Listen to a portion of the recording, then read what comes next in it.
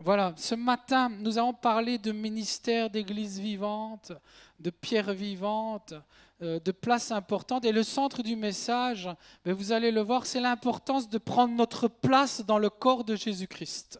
Ce que nous avons vu, c'est l'Église qui se met en action et chaque membre que le Seigneur a arraché des ténèbres pour attacher au corps de Jésus-Christ, c'est un membre important qui doit se mettre en action dans l'Église. Et je vais ce matin, à travers ce message dont le titre c'est « Reprendre » ou « Prendre », vous le prenez comme vous voulez, la victoire. À travers ce message ce matin, nous allons voir une histoire très connue, c'est l'histoire de Goliath et de David. Si Dieu veut nous faire rentrer dans les bénédictions qu'il a préparées pour son peuple, il y a quelqu'un qui veut nous voler ces bénédictions. Et dans ce texte, on voit justement un combat, c'est un combat physique, mais derrière il y a tout un enseignement spirituel. Parce que la parole de Dieu, c'est des récits vivants, mais où Dieu veut nous parler, où Dieu veut nous révéler ses stratégies, ses enseignements. Et quel enseignement puissant nous trouvons dans ce grand combat qui est le combat entre David et Goliath. David représente celui qui est fidèle à l'appel que Dieu a mis sur son cœur. Goliath représente l'ennemi. Je ne connais pas tes Goliaths, mais il y en a certainement dans ta vie. Parce que l'ennemi est rugissant et il est toujours là en train de rôder autour de nous pour nous détruire. Et combien de montagnes il place devant nous pour nous fatiguer, nous épuiser. Combien de Goliaths nous avons devant nous. Mais la parole vient encore pour nous libérer ce matin. Et je vais lire cette histoire, on la connaît, mais méditons la parole, relisons la parole, plongeons nos regards, que nos pensées soient vraiment renouvelées dans la parole de Dieu. Dans 1 Samuel 17:1, il est dit, les Philistins réunirent leur armée pour faire la guerre et ils se rassemblèrent à Soko, qui appartient à Juda. Ils campèrent entre Soko et Azeka à Éphes Damim. J'ai mis la carte parce que comme ça on se rend compte un peu de ce qui se passe. Et en Israël, vous savez qu'il y a encore aujourd'hui et depuis des siècles et des siècles des combats pour des territoires. C'est vrai qu'il y a le combat au niveau territorial, physique, mais derrière il y a toute une conception spirituelle. D'ailleurs, l'Église est appelée à avoir son regard sur Israël, sur ce qui se passe. Dans les derniers temps spirituels où Jésus revient, nous voyons qu'il va se passer des choses au niveau d'Israël. Et nous voyons que le combat est territorial. Et dans le monde spirituel, il y a aussi un territoire. Il y a un territoire spirituel. Mais Dieu nous a appelés à être héritiers des bénédictions spirituelles. Et vous allez le voir ce matin, Dieu veut nous faire rentrer dans ses promesses. Il est dit donc qu'ils vont se rassembler autour de ces territoires. Il y a des guerres autour d'un territoire à acquérir. Saül et les hommes d'Israël se rassemblèrent aussi. Ils campèrent dans les vallées des Térébintes et ils se mirent en ordre de bataille contre les Philistins. Les Philistins étaient vers la montagne d'un côté, Israël était vers la montagne de l'autre côté. La vallée les séparait. Un homme sortit alors du camp des Philistins et s'avança entre les deux armées. Il se nommait Goliath. Il était de Gath. Et il avait une taille de 6 coudées et un hampon. Sur sa tête était un casque d'airain et il portait une cuirasse à écailles du poids de 5000 cycles d'airain. Il avait aux jambes une armure d'airain et un javelot d'airain entre les épaules. Le bois de sa lance était comme une anse souple de tisserand et la lance pesait 600 cycles de fer. Celui qui portait son bouclier marchait devant lui. Le Philistin s'arrêta et s'adressant aux troupes d'Israël, rangées en bataille, il leur cria « Pourquoi sortez-vous pour vous ranger en bataille? Ne suis-je pas le Philistin et n'êtes-vous pas des esclaves de Saül ? Choisissez un homme qui descende contre moi. S'il peut me battre et qu'il me tue, nous vous serons assujettis. Mais si je l'emporte sur lui et que je le tue, vous nous serez assujettis et vous nous servirez. » Le Philistin dit encore, « Je jette en ce jour un défi à l'armée d'Israël. Donnez-moi un homme et nous nous battrons ensemble. Saül et tout Israël entendirent ces paroles du Philistin et ils furent effrayés et saisis de crainte.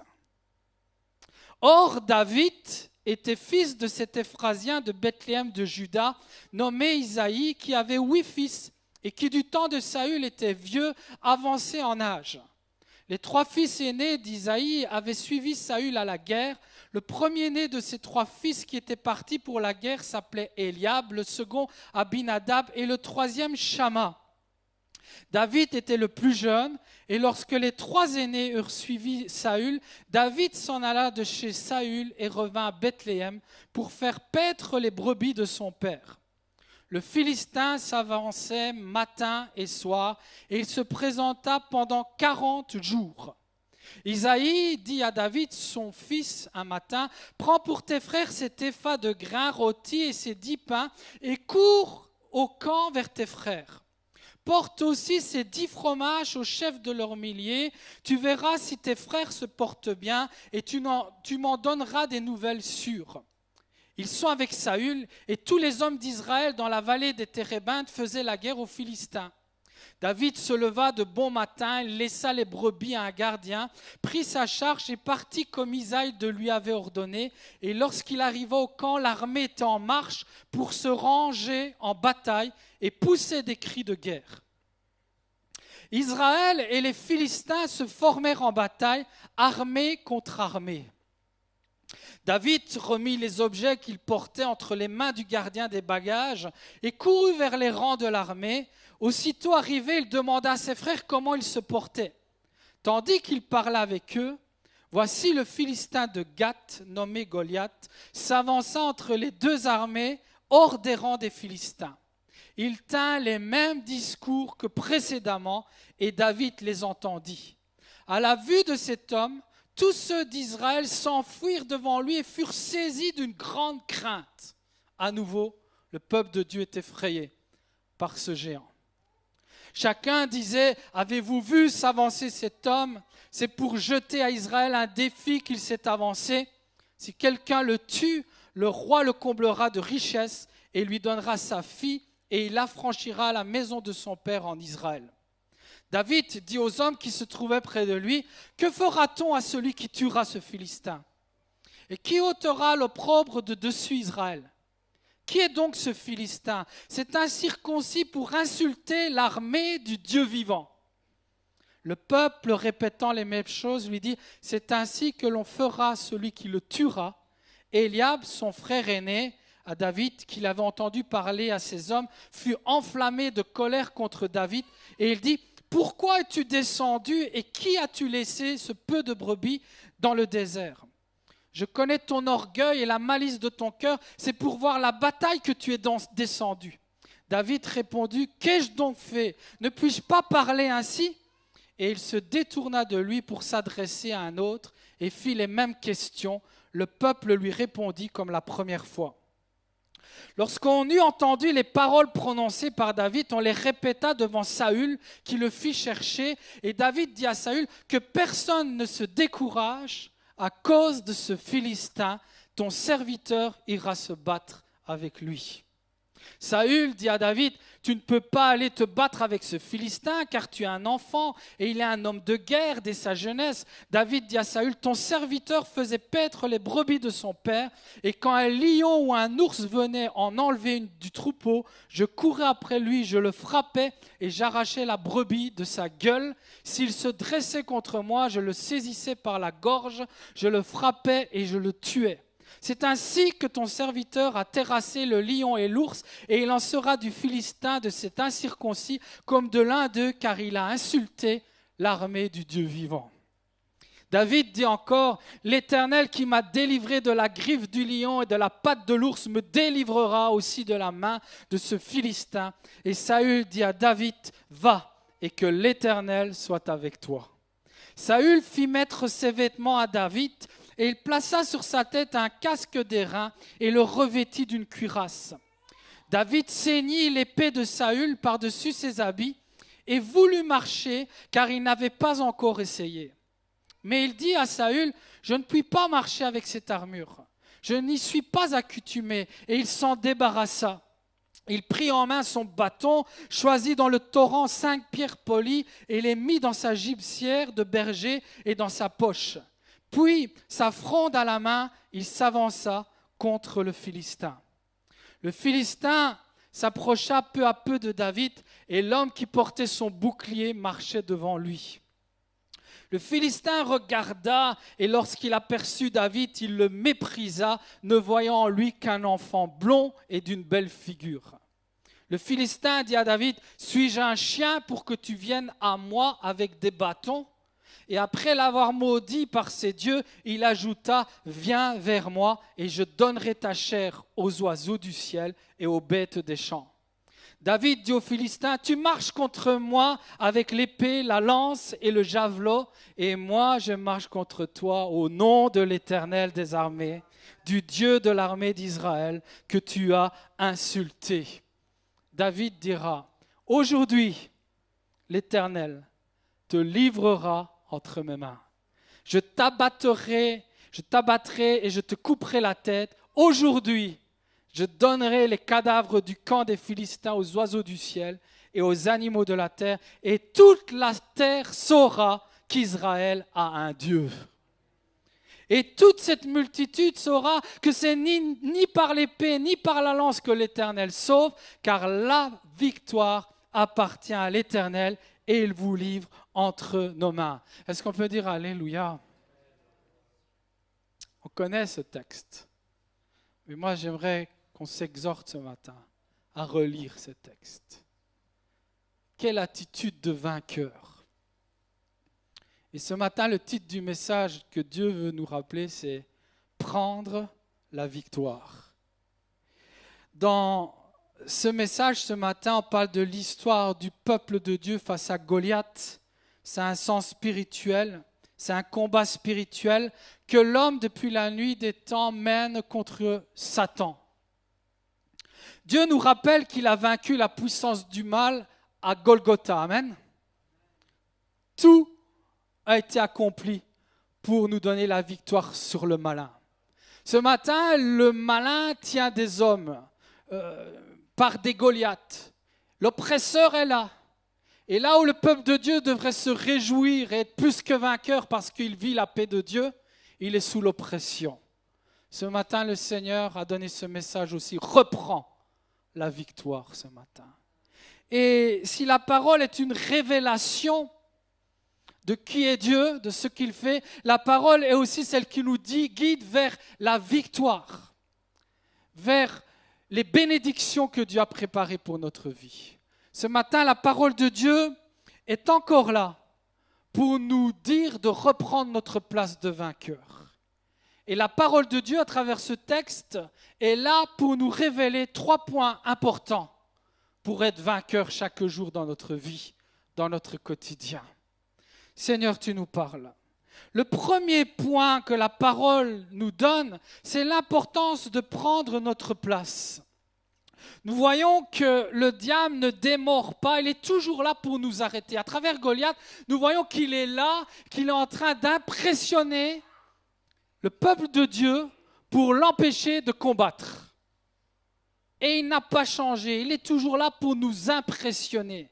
Il est là. David avait repris ses activités familiales, il avait laissé Saül et ses frères, il était parti s'occuper du petit troupeau de son père, on le voit, il est berger, mais quand il va revenir nourrir les soldats dont ses frères, les soldats de l'armée de Dieu, il va entendre quelqu'un qui défie le peuple de Dieu. Et il va se souvenir qu'il fait partie du peuple de Dieu. Je peux avoir un alléluia ce matin. Si nous voulons prendre la victoire, il est temps de comprendre que nous avons une place à prendre dans le combat spirituel. Et l'ennemi t'a découragé, et l'ennemi te fait peur. L'ennemi envoie ses cris tous les jours. Tu vois le désespoir dans cette société. Et dans cette société, ce qui te donne la victoire, c'est ton compte en banque. C'est de t'engager dans tes entreprises. C'est d'avoir des assurances sur toute chose. L'ennemi est là pour t'impressionner et pour t'empêcher de prendre ta place sur le champ de bataille. Le premier point que nous voyons important pour être plus que vainqueur à travers la parole de Dieu, c'est de reprendre notre place sur le champ de bataille spirituel. Pourquoi David était là? On peut dire oui, mais il ne faisait pas partie du combat parce que tout simplement il était trop jeune. Il était trop jeune et voilà, les jeunes on ne les prenait pas. Ok, d'accord, c'est peut-être l'interprétation correcte du pourquoi il n'était pas là et qu'il était parti s'occuper du troupeau de son père. Mais où étaient les autres qui devaient combattre? Eux aussi avaient déserté le champ de bataille, impressionnés par ce Goliath. Si nous voulons avoir la victoire en Jésus, nous devons rester à cette place où nous combattons avec l'armée de l'Éternel. Église de Jésus-Christ, est-ce que ce matin nous entendons la voix de l'Esprit qui nous dit « Je vous ai appelé à être mon armée et à combattre contre cet ennemi rugissant qui veut vous impressionner ». Le Seigneur est là et il nous parle ce matin. Est-ce que nous avons déserté notre champ de bataille pour reprendre notre place de vainqueur? Il va falloir reprendre notre place dans cette armée de Dieu qui est l'Église aujourd'hui. Nous avons une place importante. Dis à ton voisin, tu es important dans l'Église de Jésus-Christ. Diego, tu es important. Christian, tu es important dans l'Église de Jésus-Christ. Qui est venu aider le peuple de Dieu? Quelqu'un qui avait sa place dans le peuple de Dieu, c'était David. Qui veut combattre pour moi? Qui veut combattre pour moi? Qui veut combattre pour Richard? Qui veut amener ses forces dans l'armée du Seigneur? Est-ce que nous avons des coups de l'ennemi? Est-ce que nous avons des Goliaths? Qui a des Goliaths dans sa vie? Et Lionel, il en a sûrement des fameux dans son travail. Hein, Lionel? Nous avons tous des Goliaths. Nous avons tous une armée face à nous. Mais nous faisons partie de l'armée du Seigneur. Mais je dis bien nous faisons partie parce qu'on peut la déserter, cette armée. Dieu nous a appelés à faire partie de cette armée, à prendre une place. L'exemple suprême, c'est Jésus-Christ. Jésus-Christ, il a pris sa place jusqu'au bout. Il a été dans sa mission. Jésus-Christ est le chemin à suivre. Amen. Vous savez ce qu'il est dit lorsqu'on nous enseigne dans les évangiles, l'évangile de Jésus-Christ, qui est Jésus-Christ. Vous savez ce qu'il nous est dit? Il nous est précisé dans Luc 3, 23, tu peux le mettre, lorsqu'il commença son ministère. Est-ce que nous devons suivre le chemin que Jésus a tracé? Église, est-ce que nous devons suivre le chemin? Le chemin que Jésus a tracé commence. Il a un point de départ. Et il est dit dans Luc 3:23, il est précisé, Jésus commença son ministère. Quand as-tu commencé ton ministère? Tu es l'Église de Jésus-Christ? Il y a un temps historique qui a changé le monde, le temps où Jésus a commencé son ministère. Et il y a un temps, il y a une date qui est marquée dans le ciel pour chaque chrétien lorsqu'ils ont commencé leur ministère, à suivre Jésus. Lorsque le jour du baptême, ils ont dit « Moi, je veux t'appartenir et je veux prendre ma place dans l'armée du Seigneur. » Est-ce que tu as pris cette place? Tu l'as peut-être désertée. Il est temps de la reprendre. Parce que Dieu n'a même pas besoin de toi. On le voit que c'est au nom de l'Éternel que David va les vaincre. C'est Dieu qui va gagner la bataille. Mais Dieu veut t'accorder la victoire en te prenant avec lui dans le combat. Qui veut faire partie de cette armée du Seigneur ce matin? Waouh, quel témoignage David!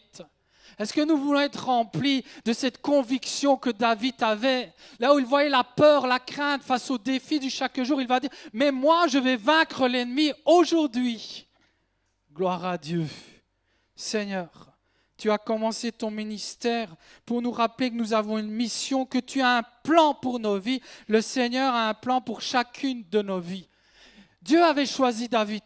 Dieu t'a choisi, Gianluca. Et un jour, il te demandera, il sait tout de toi. Non, j'espère qu'un jour, il ne te demandera pas. Qu'il ne te posera pas cette question, pourquoi as-tu déserté ta place? David avait des talents. Tout le monde, nous avons reçu des talents. Réfléchis ce matin. Tes talents, est-ce que la Bible dit que c'est pour t'enrichir, pour te faire des richesses ici-bas? Est-ce que la Bible dit ces choses? La Bible nous dit d'aller déterrer tous vos talents et que ceux qui ont des talents, il faut les faire fructifier parce que celui qui a confié les talents revient et qu'il demande des comptes. Les talents que Dieu t'a donnés, c'est pour les mettre au service de son armée. Waouh, Seigneur, je veux prendre la victoire ce matin. Je veux reprendre ma place. Il est dit que David savait se battre contre l'ours et le lion. Il avait des capacités dans sa jeunesse. Ces capacités venaient de Dieu parce que Dieu avait un plan pour sa vie. Dieu donne des capacités. Tu as des connaissances dans les calculs. Tu as des connaissances dans n'importe quel domaine, dans le manuel et tout. Dieu t'attend à servir son œuvre. Et il pourvoira à tes besoins, mais il te demande de chercher d'abord les choses de son royaume, le combat spirituel, afin de gagner les bénédictions et que tu reçoives l'héritage qu'il a préparé pour ta vie. Seigneur, tu viens, tu fais de nous ton peuple, afin de nous accorder les victoires de l'armée du Seigneur. Dieu connaît tes entreprises, même celles qui sont cachées. Dieu connaissait les entreprises de David, mais Dieu va le ramener dans les entreprises qui concernent le Père. Jésus a dit à ses parents, il faut que je m'occupe des affaires de mon Père. Qui veut le dire ce matin? Quand tu as des travaux, quand tu as plein de choses, tu es débordé, il est temps de dire le soir, Seigneur, aide-moi à m'occuper des affaires de ton royaume. Aide-moi à me dépêcher à gérer cela. Et donne-moi ton aide, ton inspiration. Donne-moi des hommes qui vont m'aider à me décharger de ces fardeaux qui m'empêchent de m'occuper des affaires de mon Père. Qui veut s'occuper de l'armée du Seigneur ce matin? Qui veut reprendre tout simplement la victoire que Dieu veut lui accorder? Dieu est là. Il y a une expression négative dans ce monde, c'est souvent par méchanceté qu'on l'a dit. Diego, je vais te remettre à ta place, toi. Souvent, c'est une expression. On dit souvent, toi, celui-là, je vais le remettre à sa place. C'est une expression méchante. Mais Dieu qui est bon veut nous remettre à notre place parce que lui, ce n'est pas pour nous faire du mal, c'est pour bénir nos vies. Ce matin, entends la voix de Dieu qui te dit, je veux te remettre à ta place. Parce que je veux faire de toi un vainqueur. Tous les jours, vaincre sur l'esprit de découragement, vaincre sur l'esprit de peur, vaincre sur l'esprit d'angoisse. Que mon peuple ne se décourage pas, dira David. On va le voir dans le dernier point. Parce que j'irai combattre. Seigneur, en toi nous avons... Seigneur, la réponse à nos besoins. David est un homme qui se lève, qui laisse Dieu le remettre à sa place et il va se mettre en marche dans ce temps historique. David savait se battre, c'était un de ses talents, son service auquel Dieu l'avait appelé pour son armée. Mais le deuxième point, on le voit, c'est que la parole de Dieu nous enseigne non seulement de reprendre notre place, mais de prendre aussi les armes que Dieu nous a données.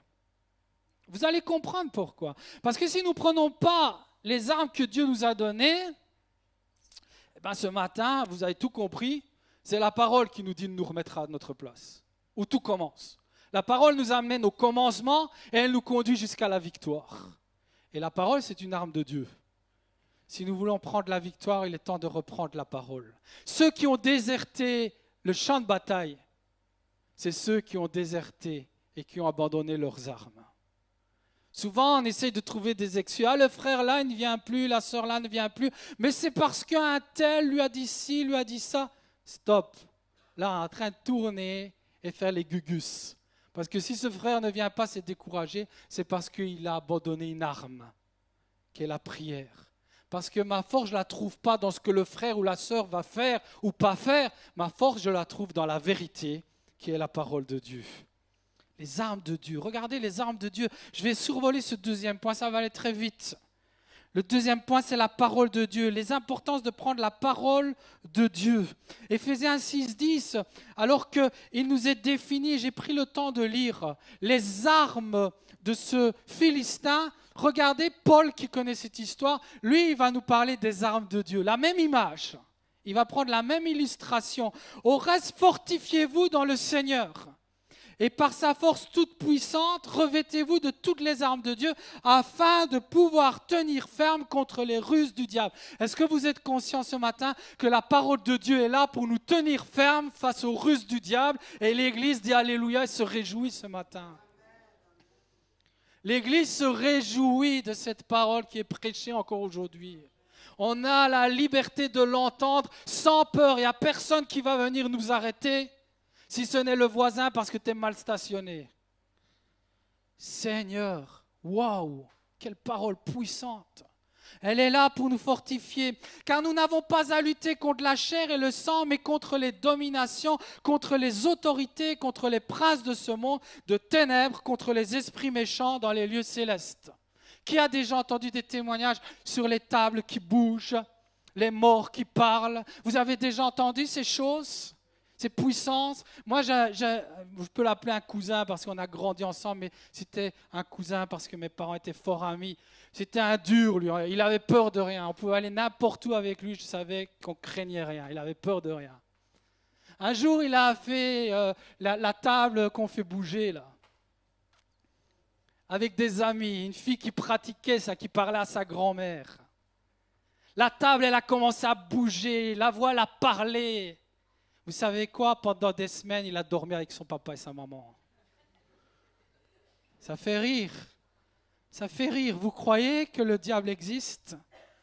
Vous croyez qu'il y a des sorciers qui agissent?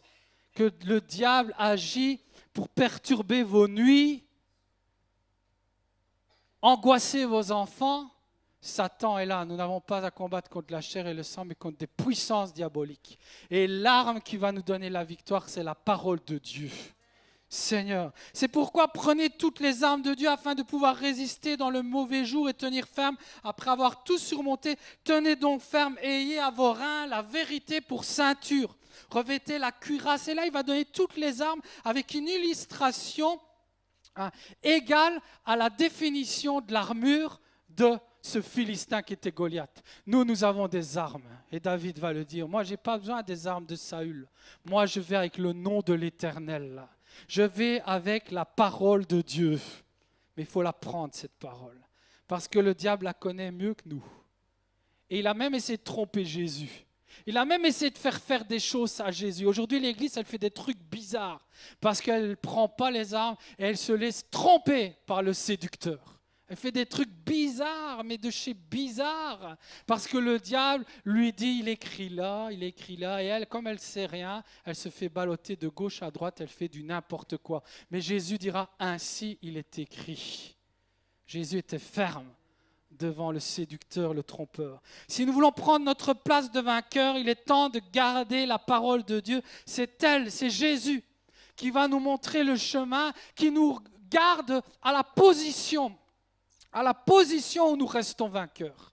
C'est elle qui nous guide. Si la parole nous enseigne la vie de prière, c'est parce que c'est une arme.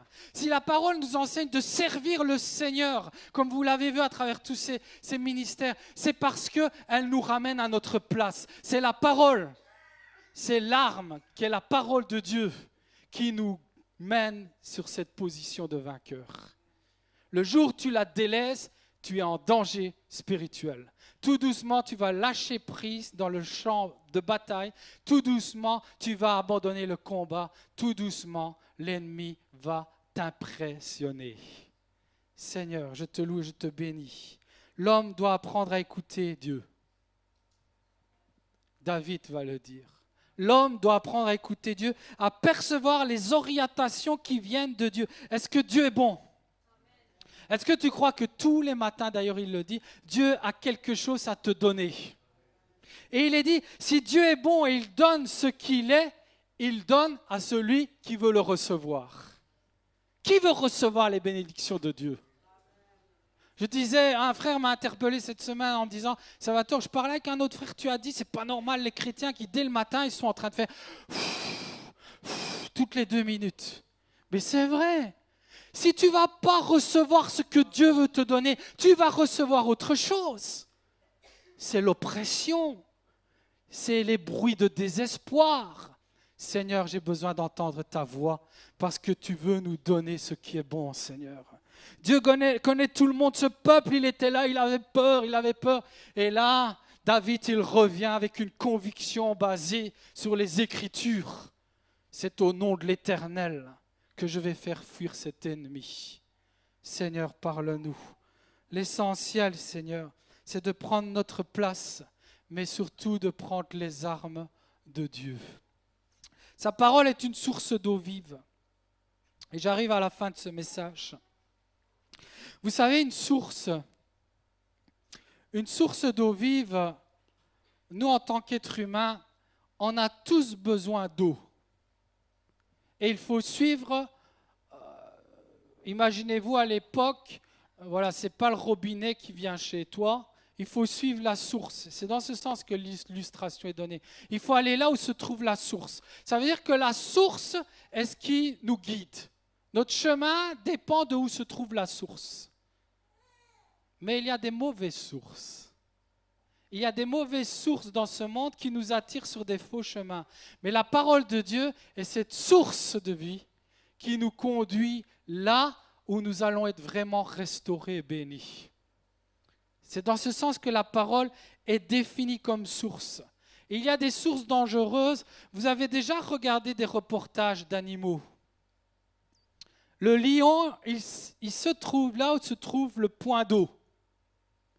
Parce qu'il est prédateur et il sait que tout le monde doit passer par là. Et quand la petite biche arrive, qu'elle va arriver à la source, il va l'attraper.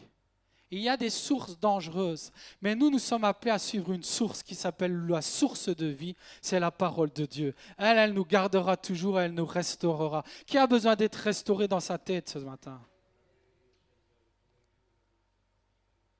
J'ai posé une question, mais c'est une bête question.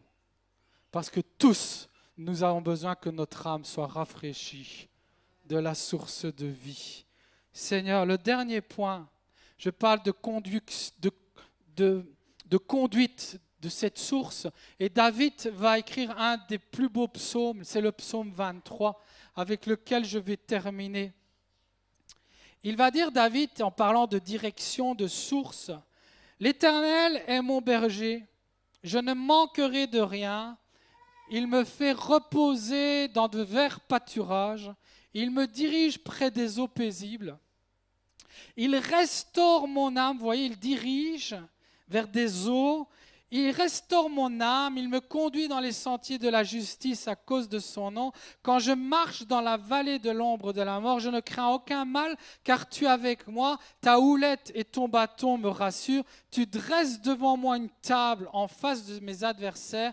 Tu oins d'huile ma tête et ma coupe déborde. Oui, le bonheur et la grâce m'accompagneront tous les jours de ma vie et j'habiterai dans la maison de l'Éternel jusqu'à la fin de mes jours. Ce verset, on parle de conduite par la parole de Dieu, de restauration, d'être là où Dieu veut nous conduire pour être fortifiés et vainqueurs. Et là, la bénédiction, quoi de mieux, de signe de victoire que de recevoir le bonheur et la grâce de l'Éternel tous les jours. Le bonheur de vivre tous les jours. La grâce de Dieu sur nos vies, quoi de meilleur? Mais là, il y a le troisième point important, la troisième arme. C'est que tu oins d'huile ma tête, symbole de l'onction du Saint-Esprit. Dans Actes, il nous est dit que si Jésus a commencé son ministère, il a fait des choses merveilleuses. Regardez ce qu'il est dit. Vous savez comment Dieu a oint d'esprit et de puissance Jésus de Nazareth, qui allait de lieu en lieu faisant le bien. Nous voulons goûter aux bénédictions de Dieu, voir la présence de Dieu se manifester, voir les victoires de Dieu dans nos vies tous les jours. Il faut rechercher cette onction que David avait sur sa vie. C'est la fin. J'ai pu goûter à la beauté du paysage de la Turquie. C'est un pays merveilleux, magnifique, historique. C'est vraiment, territorialement parlant, c'est la transition entre l'Europe et l'Orient pendant toutes les histoires, depuis des milliers de temps, ce territoire a été traversé par toutes les ethnies qui ont laissé une histoire du passé. C'est beau, c'est très beau la Turquie. Je vous encourage à aller voir Éphèse, Perge, toutes ces villes grecques, romaines. C'est merveilleux. Mais pour rentrer dans ce pays, j'ai dû avoir un visa. Sans visa, tu ne rentres pas sur ce territoire. Et c'est une belle illustration. Sans l'onction de Dieu, tu ne rentres pas dans son héritage. Tu ne vas pas chercher les promesses. Sans le sceau de Dieu, tu ne rentres pas dans les choses spirituelles. Tu restes dans les choses charnelles et le salaire du péché, c'est la mort. Seigneur, nous avons besoin de ce Saint-Esprit qui nous dirige. Regardez, David avait été oint. On le voit, je vais le lire. Jessé présenta ainsi à Samuel ses 7 fils et Samuel lui dit « Le Seigneur n'a choisi aucun de ceux-là. » Alors Samuel dit à Jessé « N'as-tu pas d'autres garçons ?» Jessé répondit « Il reste encore le plus jeune, il est en train de garder le troupeau. » Alors Samuel dit à Jessé « Envoie le chercher, nous ne nous mettrons pas à table tant qu'il ne sera pas arrivé. » Jessé le fit donc venir, le garçon était roux, il avait de beaux yeux, il était beau. Et le Saint-Esprit, l'Éternel dit alors, « Lève-toi, donne-lui l'onction. » C'est lui. Samuel prit la corne pleine d'huile et lui donna l'onction au milieu de ses frères. L'Esprit du Seigneur s'empara de David à partir de ce jour-là. Le Seigneur avait dit, « Lève-toi, donne-lui l'onction. » Le Seigneur nous appelle à nous lever ce matin et à réclamer son onction qu'il a promis pour chacune de nos vies. Sans cette onction, nous ne pouvons pas rester dans le royaume de Dieu, dans les choses qui concernent le royaume de Dieu. David va se trouver à sa place parce que c'est Dieu qui l'a établi, c'est Dieu qui a mis son sceau sur sa vie. Est-ce que tu veux le sceau de Dieu sur ta vie? Qui veut le sceau de Dieu sur sa vie ce matin? Je crois que certains ne sont pas convaincus de l'importance du sceau de Dieu sur notre vie. C'est la stratégie du Seigneur. On parle d'armée du Seigneur. Sans le sceau du Saint-Esprit sur nos vies, la stratégie du Seigneur, nous ne la recevrons pas. Le premier signe de ce sceau, on le voit chez David. Il va rendre toute la gloire à Dieu dans tout ce qu'il fait. Il comprend que s'il fait quelque chose, c'est pour glorifier Dieu. Il comprend que s'il n'a pas fait quelque chose, il est en train de glorifier le diable. Il a le sceau du Saint-Esprit qui le dirige, qui le conduit. Et quand le Saint-Esprit nous conduit, nous n'avons qu'un désir, c'est d'agir pour glorifier Dieu. Je vais le lire. Aujourd'hui, il y a tant de stratégies humaines. On entend aujourd'hui, on a médité cette semaine sur l'Église vue du ciel, Éphésiens. C'est l'Église définie par le Saint-Esprit avec une vue du ciel. Aujourd'hui, on a des livres et des livres et des livres de ce que doit être l'Église avec une vue terrestre. C'est des églises qui ressemblent plus à des entreprises qu'à autre chose. Et très vite, on est en train de se rendre compte qu'on marche avec des armes, des stratégies que des hommes donnent. Nous avons besoin du sceau du Saint-Esprit. La marque du Saint-Esprit. Regardez, pourquoi je soulève ce point? Parce qu'il est soulevé dans ce texte. Saül va vouloir donner son armure à David. Regardez, stratégie humaine. Et quelque part, c'est un peu dire, tu vas aller le vaincre, mais on pourra dire que c'est parce que tu avais mes armes, tu avais mes stratégies. Aujourd'hui, on voit cela. On voit cela. C'est le culte de la personnalité des pasteurs hyper connus qui écrivent la solution pour la réussite d'une église. Et on suit pendant des années. Et puis on se rend compte que ça ne marche pas parce qu'il manque le sceau du Saint-Esprit sur nos vies. Regardez ce qu'il est dit. Saül fit mettre ses vêtements à David, il plaça sur sa tête un casque d'airain et le revêtit d'une cuirasse. David ceignit l'épée de Saül par-dessus ses habits et voulut marcher car il n'avait pas encore essayé. Mais il dit à Saül, je ne puis pas marcher avec cette armure, je ne suis pas accoutumé, et il s'en débarrassa. Tant de stratégies. Mais David va dire, tu marches contre moi avec l'épée. Il va parler de toutes ses armes. La lance et le javelot. Et moi, je marche contre toi au nom de l'Éternel. Qui veut le sceau? Qui veut le sceau de Dieu sur sa vie? Le premier signe de ce sceau, c'est qu'on rend toujours toute la gloire à Dieu.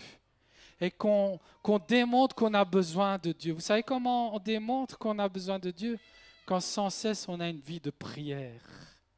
Une vie de prière, tous les jours de sa vie. Au nom de l'Éternel, je marche contre toi. Je vais passer tous ces passages que je pourrais amener pour appuyer ce point. Plusieurs diront, Seigneur, Seigneur, en ton nom, nous avons fait des miracles. En ton nom, nous avons chassé des démons. En ton nom, nous avons guéri des malades. Et Jésus leur dira, mais moi, je ne vous connais pas. L'Église aujourd'hui est impressionnée. Quand elle entend qu'on dit attention à ces gens-là, ils disent Jésus, ils font des trucs au nom de Jésus, mais attention, c'est charnel. C'est pas spirituel parce qu'ils amènent des divisions là où ils passent et la division vient du malin. Le sceau de l'esprit se reconnaît. Et c'est le dernier point, c'est l'autre signe que nous allons voir. C'est un signe que nous verrons chez David aussi. David va être défini comme l'homme selon le cœur de Dieu. David va être défini comme l'homme selon le cœur de Dieu, parce qu'il avait le sceau de l'esprit. Et le deuxième signe, là où on voit le cœur selon le cœur de Dieu, David, il se battait, avant de se battre pour le troupeau de Dieu, l'Église, le peuple de Dieu, il va se battre avec des lions et des ours. Pour défendre qui? La brebis. Dieu l'avait préparé à devenir quelqu'un qui allait défendre le troupeau de Dieu. Le sceau de Dieu sur notre vie se voit quand nous nous battons pour l'Église de Jésus-Christ, pour la protection de l'Église de Jésus-Christ. Quand par l'Esprit, nous avons compris que nous avons une place importante à prendre dans le combat, dans l'armée de Dieu. Ce matin, le Seigneur parle. Il t'appelle à te relever et à prendre ta place. Le sceau de Dieu, on le voit dans la première Église. Et Dieu veut le voir encore dans notre Église. Qu'elle soit une Église conquérante comme dans les Actes des Apôtres. Vous recevrez une puissance et vous serez mes témoins. Mes témoins, les témoins de Jésus-Christ. Qui veut prendre sa place ce matin? Qui veut prendre la victoire au nom de Jésus? Qui veut prendre les armes de Dieu? Qui veut prendre l'onction de Dieu ce matin, qui se verra par des signes? Seigneur, l'Éternel parla à Moïse et dit, « Sache que j'ai choisi Bethsaléel, fils d'Uri, fils de Hur, de la tribu de Juda. Je l'ai rempli de l'Esprit de Dieu, de sagesse, d'intelligence et de savoir pour toutes sortes d'ouvrages. » Dieu veut nous remplir de son Esprit Saint pour toutes sortes d'ouvrages. Et l'Église va dire, « Moi, je veux ce sceau. » Ce sceau, le dernier sceau, c'est donc une conscience que, en tant que membre du corps de Jésus-Christ, nous appartenons à l'Église, au corps, et que nous devons exercer un ministère. Et je vais terminer avec la suite de ce psaume de David. « Tu oins d'huile ma tête et ma coupe déborde. Oui, le bonheur et la grâce m'accompagneront tous les jours de ma vie, je serai vainqueur. » Et on peut le dire ensemble. On peut le dire ensemble. Prenons la place de David, que la parole est en train de nous révéler l'importance de suivre ce chemin, parce que David est une préfiguration de Jésus-Christ. D'ailleurs, Jésus sera appelé le fils de David. Mais Jésus est bien plus que David. Il est le roi des rois. Mais David est une préfigure dans l'Ancien Testament qui annonce le vrai roi qui va venir. Et regardez ce que David va dire à la fin de ce merveilleux psaume. « Et j'habiterai dans la maison de l'Éternel jusqu'à la fin de mes jours. » Qui veut ce matin dire « Seigneur, donne-moi cette onction qui va m'aider à prendre ces armes, qui me ramène à ma place et qui fait de moi un homme qui peut dire tous les jours, oui, le bonheur et la grâce de Dieu m'accompagneront tous les jours. » Qui veut recevoir cette bénédiction ce matin? Qui veut être vainqueur dans ce combat spirituel ce matin? J'arrive à la conclusion. Dieu nous appelle et il veut nous remettre à notre place. et il nous rappelle les points importants. Est-ce que tu désires te lever ce matin? Est-ce que tu désires reprendre ta place? Que dans le ciel, il soit écrit, Johann commença son ministère le 9 septembre 2018. Et il prit la victoire comme David lorsqu'il monta sur ce champ. Comme David. Vous savez, j'ai parlé de mauvais esprits, ils sont bien là. Moi, je le vis souvent. Cet esprit agitateur qui vient, qui attaque, qui vient agiter tes nuits. Je le vis à travers les frères, les sœurs, tout ce qu'ils me partagent. Les témoignages quand je visite les églises, les choses terribles, les divisions d'églises. Comment le diable arrive à amener des prophéties, des fausses prophéties qui viennent diviser l'église, détruire. Le monde spirituel, il est bien là. Combien de chrétiens dans la dépression, dans l'angoisse? Vous savez, Saül, il avait déserté le combat. Il n'est pas sur le champ de combat. Et vous savez ce qu'il nous a dit? Qu'il était agité. Et qui venait le calmer? David qui jouait de la harpe. Qui a besoin d'être calmé ce matin? Qui est souvent agité ce matin par cet esprit? Et qui, lorsqu'il arrive là où il y a des David qui jouent de la harpe, sont apaisés, ça fait du bien. Ce matin, le Seigneur veut mieux que t'apaiser que ce dimanche matin. Le Seigneur veut te libérer en te remplissant du même esprit qui animait David. Est-ce que tu veux dire ce matin en te levant, en reprenant ta place? Et je vais terminer avec ces paroles de ce grand combat merveilleux. Comme David, est-ce que tu désires reprendre ta place de vainqueur et dire, le Philistin s'approcha peu à peu de David et l'homme qui portait son bouclier marchait devant lui. Le Philistin regarda et lorsqu'il aperçut David, il le méprisa, ne voyant en lui qu'un enfant blond et d'une belle figure. Le Philistin dit à David, « Suis-je un chien pour que tu viennes à moi avec des bâtons ?» Et après l'avoir maudit par ses dieux, il ajouta, « Viens vers moi et je donnerai ta chair aux oiseaux du ciel et aux bêtes des champs. » Mais David dit aux Philistins, qui veut le dire ce matin? « Tu marches contre moi avec l'épée, la lance et le javelot, avec tes stratégies. Et moi, je marche contre toi au nom de l'Éternel, des armées, du Dieu de l'armée d'Israël que tu as insulté. » Et on peut le proclamer, on peut marquer aujourd'hui ce temps historique. Aujourd'hui, l'Éternel te livrera entre mes mains. Je t'abattrai, je te couperai la tête. La parole nous dit que nous écraserons la tête de Satan à travers Jésus-Christ. Aujourd'hui, je donnerai les cadavres du camp des Philistins aux oiseaux du ciel et aux animaux de la terre. Et toute la terre saura qu'Israël a un Dieu. Et toute la terre saura que nous avons un Dieu.